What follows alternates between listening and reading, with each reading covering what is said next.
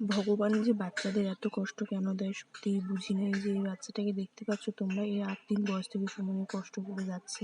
আমি মা হয়ে এটুকুই বলবো সে যেন তাড়াতাড়ি ভালো হয়ে যায়, সুস্থ হয়ে যায়, তোমরা আশীর্বাদ। গুড মর্নিং এভরিওয়ান, তোমরা সবাই কেমন আছো? আশা করছি ভালো আছো। নন্দিতা লাইফস্টাইলে তোমাদের সবাইকে ওয়েলকাম। দেখতে পাচ্ছ আমার মেয়েটা শুয়ে আছে। এটা মঙ্গলবার রাত্রে আমরা অ্যাডমিট হয়েছি হসপিটালে, তো হসপিটালে এখন ভর্তি আছি। আর দেখো রাত্রেবেলা চ্যানেল করে দিয়েছে হাতে।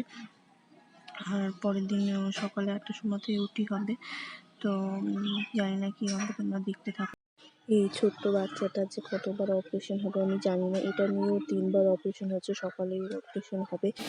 তো দেখো একটার মধ্যে নিয়ে চলে গেছিলো, আর অপারেশনও হয়ে গেছে, বেডে দিয়ে দিয়েছে। আর বাচ্চাটা খুব ব্যথায় কষ্ট পাচ্ছে, জানি না কী হবে, দেখতে থাকো তোমরা। তো ঘুম থেকে উঠে ও প্রচণ্ড ব্যথাতে কষ্ট পাচ্ছিলো, তারপরে ওষুধ দেওয়া হয়েছে। তো আজকের ভিডিওটা এই পর্যন্ত, তোমরা পাশে থেকেও সাপোর্ট করো। নেক্সট ভিডিওতে তোমাদের সাথে আবার দেখা হচ্ছে।